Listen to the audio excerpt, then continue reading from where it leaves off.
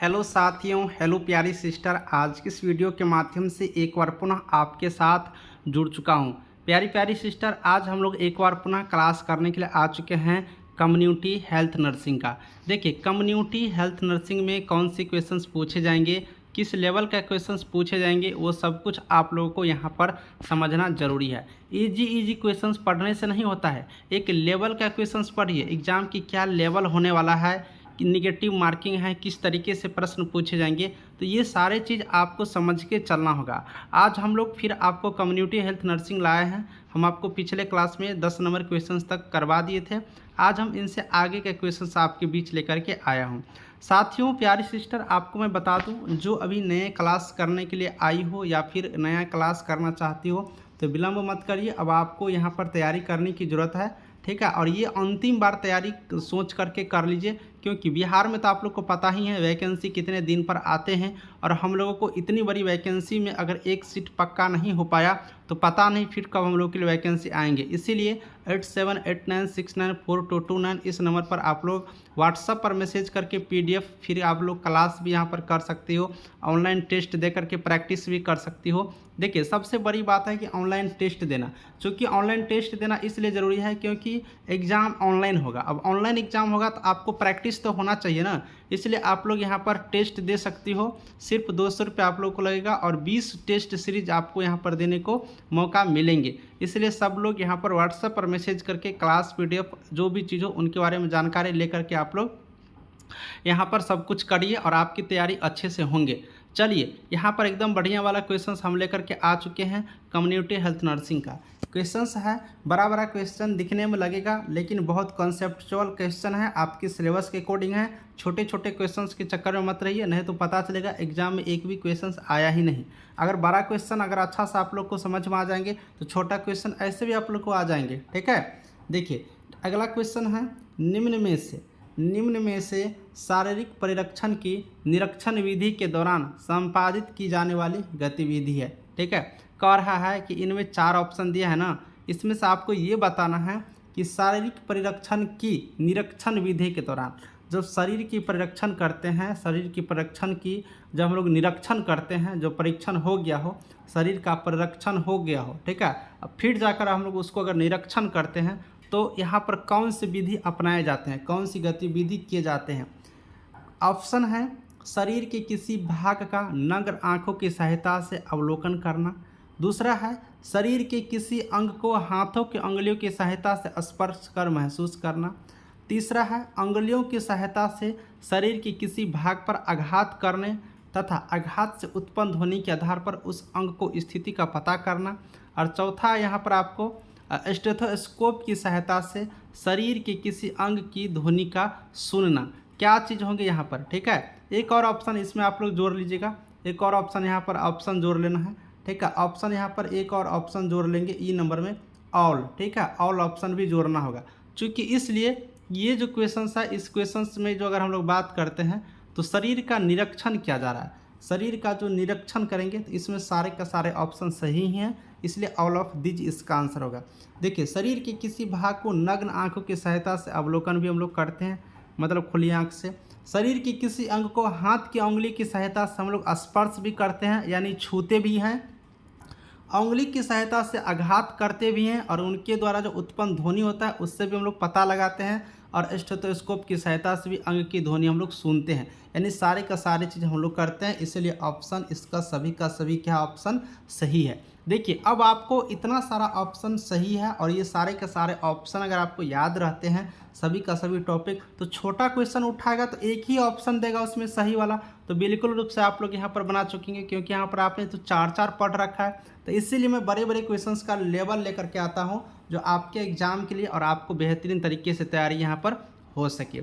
चलिए प्यारी सिस्टर, आगे वाले क्वेश्चंस की तरफ बढ़ते हैं। अगला क्वेश्चंस क्या है, ये वाला थोड़ा सा सुन लो। आगे वाला क्वेश्चंस क्या है, निम्न में से स्पर्श परिरक्षण का उदाहरण है। अब इनमें से बताना है कि स्पर्श परिरक्षण का कौन सा एग्जाम्पल। स्पर्श मतलब क्या, छूना, ठीक है। तो कौन सी स्पर्श परिरक्षण का यहाँ पर एक उदाहरण है, शरीर के किसी भाग का नग्न आंखों की सहायता से अवलोकन करना, शरीर के किसी अंग को हाथ की उंगलियों की सहायता से स्पर्श कर महसूस करना, उंगलियों की सहायता से शरीर के किसी भाग पर आघात करना, आघात से उत्पन्न ध्वनि के आधार पर उस अंग की स्थिति का पता लगाना, या फिर स्टेथोस्कोप की सहायता से। चलिए बताइए सही आंसर यहाँ पर क्या होंगे। स्पर्श परीक्षण में क्या होता है ये बताओ। देखिए स्पर्श परीक्षण में क्या होता है, स्पर्श परीक्षण में क्या होता है, यहाँ पर उंगलियों की सहायता से शरीर के किसी भाग पर आघात करते हैं और इससे जो उत्पन्न ध्वनि होता है इसके आधार पर हम लोग उस अंग की स्थिति का पता लगाते हैं, ठीक है ना। तो ये होता है उंगलियों से स्पर्श करने का एक परीक्षण का एग्जाम्पल। ऑप्शन सी यहाँ पर जिन्होंने ऑप्शन कर हो बिल्कुल यहाँ पर बढ़िया आंसर है, ठीक है। चलो आगे वाले क्वेश्चन हम लोग कर लेते हैं। अगला क्वेश्चन क्या है, अगला क्वेश्चन क्या है, निम्न में से शारीरिक रूप से स्वस्थ व्यक्ति का लक्षण कौन सा है। अब यहाँ पर आपको बताना है इनमें से कौन सा लक्षण स्वस्थ व्यक्ति का है। स्वस्थ व्यक्ति का लक्षण कौन कौन सा है। जैविक चिन्हों का सामान्य होना, जो जैविक चिन्ह है इसको सामान्य होना, बिल्कुल बढ़िया बात है। व्यक्ति को अच्छी भूख लगना, अच्छा नींद आना, ये भी सही बात है। व्यक्ति के सभी अंगों को कायिक रूप से सामान्य होना, या उपयुक्त में से सभी क्या होंगे। देखिए व्यक्ति का स्वस्थ रहने का लक्षण पूछ रहा है तो जैविक चिन्ह भी सामान्य होना चाहिए, भूख लगना ही चाहिए, नींद आना चाहिए, सभी अंग यहाँ पर बढ़िया से काम करनी चाहिए। सबका सब ऑप्शन तो सही ही है, इसलिए ऑप्शन डी क्या होगा इसका सही आंसर होंगे। तो शारीरिक स्वास्थ्य के लिए ये सारे लक्षण यहाँ पर होनी चाहिए, इनको हम लोग याद करके रखेंगे, ठीक है। चलो डॉट्स थेरेपी के अंतर्गत ये बताओ, डॉट्स थेरेपी के अंतर्गत निम्न में से कौन सी रोगी प्रथम श्रेणी में शामिल किया जाता है। डॉट्स थेरेपी, डॉट्स थेरेपी क्या होता है पहले इसके बारे में थोड़ा सा समझ लेते हैं, ठीक है। डॉट्स थेरेपी क्या होता है ये थोड़ा सा आप लोग बता दो। तो डॉट्स थेरेपी का अगर हम लोग बात करते हैं तो डॉट्स थेरेपी क्या होता है, यह एक डॉट्स टीबी रोगों के लिए, ठीक है, टीबी रोगों को यहाँ पर भगाने के लिए, टीबी रोग को यहाँ पर ठीक करने के लिए डॉट्स थेरेपी यहाँ पर लाया गया है, ठीक है। देखिए तो यहाँ पर बात करते हैं कि प्रथम श्रेणी में, तो प्रथम श्रेणी में मतलब क्या, रोग को पहले यहाँ पर ठीक कर लेना, रोग होने से पहले ठीक कर लेना, ठीक है। तो कार्य कि प्रथम श्रेणी में शामिल किया जा सकता है। तो यहाँ पर क्या होता है, नया स्पुटम स्मीयर पॉजिटिव रोगी, ठीक है। यहाँ पर अगर हम लोग बात करते हैं तो जो यहाँ पर नया होता है, ठीक है, जो नए स्पुटम स्पीयर पॉजिटिव रोगी होता है वो प्रथम श्रेणी के अंतर्गत डॉट्स थेरेपी में यहाँ पर शामिल किए जाते हैं। तो ऑप्शन ए क्या है इनका बिल्कुल बढ़िया आंसर है। आगे वाले क्वेश्चंस करके देख लेते हैं अगला क्वेश्चंस क्या है। चलो आगे वाले क्वेश्चंस क्या है ये देख लो। कह रहा है कि रोगी, कौन सा रोगी डॉट्स थेरेपी के अंतर्गत द्वितीय श्रेणी में शामिल है। अब पहला श्रेणी में जो यहाँ पर बीमारी की शुरुआती होता है, बीमारी का जो लक्षण होते हैं शुरू होने से पहले जिसे हम लोग ठीक कर लेते हैं वो आता है। द्वितीय श्रेणी में कौन सा रोग आते हैं, जब पता चल जाते हैं कि ये व्यक्ति बीमार है तो उसको हम लोग इलाज करते हैं, वो द्वितीय श्रेणी में आते हैं। तो द्वितीय श्रेणी में डॉट्स थेरेपी के कौन से यहाँ पर लक्षण शामिल दिया जाता है। तो द्वितीय श्रेणी में क्या होता है, आंसर करो एक बार आप लोग। नया स्पुटम स्मीयर पॉजिटिव रोगी, पॉजिटिव असफल रोगी, नया एक्स्ट्रा प्लोमनरी रोगी लेकिन गंभीर रूप से बीमार नहीं, कौन सा यहाँ पर होंगे द्वितीय श्रेणी के अंतर्गत। देखिए द्वितीय श्रेणी के अंतर्गत बात करते हैं तो जो असफल रोगी होता है, पहले पॉजिटिव रोगी ये तो प्रथम हो जाता है, जब यहाँ पर ये असफल हो जाते हैं तो ये बीमार पड़ जाते हैं, फिर हम लोग इसे इलाज करते हैं। तो जो स्पुटम असफल रोगी होता है वही होता है द्वितीय श्रेणी के अंतर्गत। ऑप्शन बी क्या है इनका बिल्कुल बढ़िया आंसर है, ठीक है। अब नेक्स्ट क्वेश्चन देख लो यहाँ पर, ये मैंने पिछले क्लास में करा भी दिया था। निम्न में से विटामिन बी थायमिन की कमी से होने वाला बीमारी कौन सा है। विटामिन बी की कमी से बच्चों में रिकेटस, वयस्कों में ऑस्टियोमोलिसिस, शुष्क एवं आर्द्र बेरी पेलेग्रा, या फिर रात्रि आघात एवं कनाइट वाइल जीरोसिस, कौन सा रोग होगा बताओ जल्दी से। देखिए बच्चों में रिकेटस ये तो विटामिन डी की कमी से आता है, बेरी रोग विटामिन बी की कमी से आता है ना। तो आपसे पूछा विटामिन बी की कमी से, तो विटामिन बी की कमी से कौन सा रोग हो जाएगा, तो यहाँ पर बेरी। तो बिल्कुल ऑप्शन बी क्या है इसका बिल्कुल बढ़िया यहाँ पर सही आंसर है ना, ऑप्शन बी। ये क्वेश्चन सब मैंने आपको पहले करा भी दिया हूँ। अब देखो विटामिन डी की कमी से कौन सा रोग होता है, विटामिन डी की कमी से बेरी तो नहीं होगा क्योंकि विटामिन बी की कमी से होता है ना। तो विटामिन डी की कमी से ऊपर ही बताया हूँ रिकेटस जो बीमारी होता है वो विटामिन डी की कमी से होता है, यानी ऑप्शन ए क्या इनका सही आंसर है। ये सब मैंने पहले ही क्लास में बहुत दिन पहले ही बता दिया हूँ, इसलिए जल्दी इसको मैं कर लेता हूँ, ठीक है। चलो विटामिन ए की कमी से होने वाली बीमारी कौन सा है, कौन सी बीमारी, बच्चों में रिकेटस डी की कमी से होता है, बेरी बी की कमी से होता है, और ए की कमी से रात्रि अंधता है ना। तो ऑप्शन डी क्या है इसका सही आंसर है। ऑप्शन डी क्या होगा इसका सही आंसर होंगे, रात्रि अंधता। चलो नेक्स्ट क्वेश्चन करके बताओ, नेक्स्ट क्वेश्चन करके बताओ। हाँ ये वाला क्वेश्चन करके बताओ, ये वाला क्वेश्चन करके बताओ। एपिडेमियोलॉजी के उपयोग में शामिल है, निम्न में से कौन सा एपिडेमियोलॉजी के उपयोग में शामिल है? समुदाय के स्वास्थ्य स्तर का आकलन करने में सहायता करना, स्वास्थ्य सेवाओं के नियोजन एवं मूल्यांकन में सहायता करना, बीमारियों के कारणों का पता लगाने में सहायता करना, उपयुक्त में से सभी। क्या इसका सही आंसर होंगे? ये बताओ कौन सा एपिडेमियोलॉजी के उपयोग में शामिल है, ये बताओ जल्दी से बताओ कौन सा एपिडेमियोलॉजी के उपयोग में शामिल है, ये बताओ।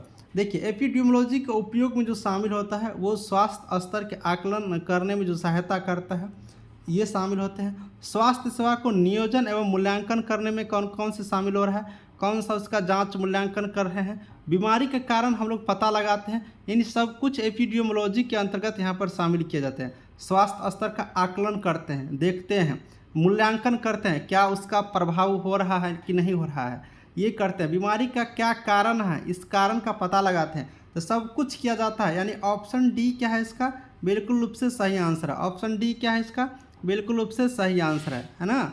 आगे वाले क्वेश्चंस क्या है भाई, ये करके बताओ। निम्न में से एपिडेमियोलॉजी का मापन का साधन, अब देखो एपिडेमियोलॉजी का क्या है मापने का साधन। ऊपर में हम लोग पढ़े ना कि एपिडेमियोलॉजी में क्या क्या होते हैं, तो बीमारी का कारण का पता करते हैं, नियोजन एवं मूल्यांकन में सहायता करते हैं, स्वास्थ्य स्तर का आकलन को हम लोग जांचते हैं। तो इन सब चीज़ों के लिए क्या चीज़ से हम लोग मापते हैं, कैसे हम लोग मापते हैं, तो मापने का कौन कौन सा साधन है? रेट्स भी मापते हैं, क्या दर है, अनुपात में भी मापते हैं, प्रोपोर्शन यानी कि प्रतिशत में भी मापते हैं। तो ये सभी इनका एक साधन है जिनके माध्यम से, जिनके द्वारा एपिडेमियोलॉजी को हम लोग क्या करते हैं, मापते हैं। यानी उपयुक्त में से सभी। ऑप्शन डी क्या है इनका बच्चों, प्यारी प्यारी आंसर है, बिल्कुल बढ़िया वाले आंसर है। ठीक है, देखिए ये एपिडेमियोलॉजी वाला बहुत बढ़िया क्वेश्चन है, इसे आप लोग छाप के रख लो, एग्जाम में आ सकते हैं। ठीक है, तो ये हो गया इसका राइट आंसर। चलो आगे वाले क्वेश्चन क्या है, निम्न में से प्राथमिक रोकथाम का उदाहरण।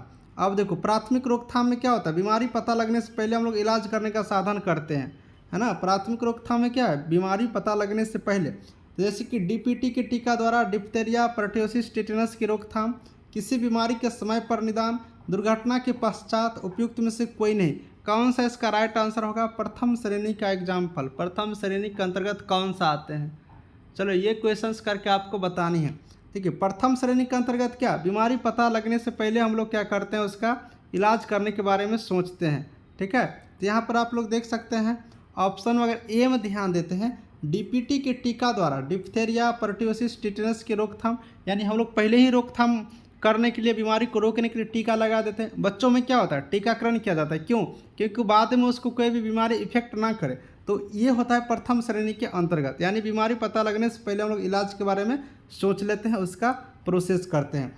तो ये हो गया ऑप्शन ए वाला सही आंसर, जो कि बीमारी को रोकथाम करने में प्रथम श्रेणी के अंतर्गत लाते हैं।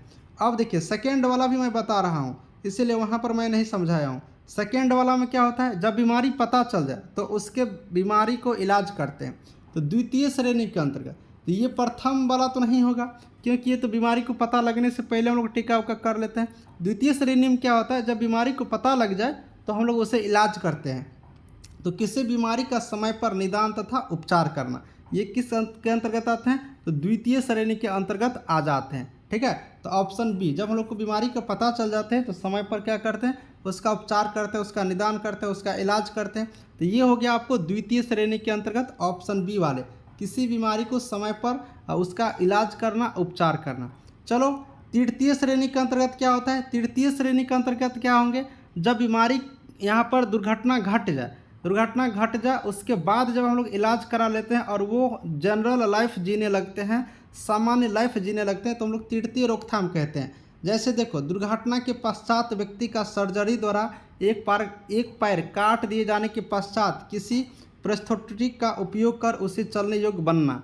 मान लो देखो तृतीय श्रेणी के अंतर्गत क्या होगा कि कोई व्यक्ति मान लीजिए दुर्घटना हो गया, अब दुर्घटना हो गया तो वो बचने लायक नहीं है, फिर भी उस व्यक्ति को सर्जरी करके, ऑपरेशन करके, जो हाथ हो, पैर हो, जो भी अंग हो काटने वाला हो, तो उससे हम लोग क्या करते हैं, काट देते हैं। फिर भी वो क्या करते हैं, जनरल लाइफ जी पाते हैं, मतलब औरों लोगों की तरह दौड़ धूप नहीं कर सकते हैं, लेकिन वो भी अपना अच्छा जीवन जी सकते हैं। तो ये होता है तृतीय श्रेणी की, यानी वो इलाज होने के बाद अगर बढ़िया से जी सके, जनरल लाइफ जी सके, तो वो तृतीय श्रेणी के अंतर्गत आते हैं। यानी ऑप्शन सी क्या है इसका, बिल्कुल बढ़िया आंसर है। आगे वाले क्वेश्चंस कर लेते हैं। निम्न में से एपिडियोमोलॉजी का श्रेणी में शामिल है, ये श्रेणी का है, श्रेणी लिखा हुआ है। तो एपिडियोमोलॉजी की श्रेणी में कौन कौन से चीज़ शामिल है? कोई एजेंट, कोई होस्ट, कोई पर्यावरण, उपयुक्त में से सभी। जल्दी आंसर करो। देखिए एपिडियोमोलॉजी की श्रेणी में क्या क्या शामिल है? कोई कारक भी होते हैं, कोई मेजबान भी होते हैं, कोई पर्यावरण भी होते हैं, या फिर उपयुक्त में से सभी। सबको यहाँ पर एक एपिडियोमोलॉजी के अंतर्गत शामिल होते हैं, ठीक है ना। ऊपर ही बताए थे कि बीमारी का पता लगाना, किस कारण से हो रहा है, क्या इफेक्टेबल है, तो सब कुछ इसके अंतर्गत आते हैं। यानी उपयुक्त में से उपयुक्त में से सभी, ऑप्शन डी क्या है इनका सही आंसर है। चलो थोड़ा सा एक क्वेश्चन और कर लेते हैं। प्रत्यक्ष संपर्क द्वारा संचरण का उदाहरण है। अब देखो प्रत्यक्ष यानी कि जो डायरेक्ट संचरण का क्या एग्जाम्पल है? डायरेक्ट संचरण का क्या एग्जाम्पल है? डायरेक्ट आप लोग को संक्रमण पढ़ाए थे ना, जिसमें एक होता है डायरेक्ट रूप से, एक होता है इनडायरेक्ट रूप से। डायरेक्ट मतलब जो प्रत्यक्ष, इनडायरेक्ट मतलब अप्रत्यक्ष। तो प्रत्यक्ष में क्या होता है कि सीधे संपर्क में आने से, जैसे कि अगर आप लोग यौन यहाँ पर यौन संबंध बनाते हैं, तो आप लोग डायरेक्ट संपर्क में आने से यहाँ पर हो जाता है। तो ऑप्शन ए क्या है? HIV पॉजिटिव व्यक्ति के अगर असुरक्षित यौन संबंध बनाने पर आपको डायरेक्ट यहाँ पर संचरण हो सकता है, आप भी यहाँ पर बीमार पड़ सकते हैं, आपको भी संक्रमण हो सकते हैं। तो ऑप्शन ए क्या है इनका बिल्कुल बढ़िया आंसर है, ठीक है।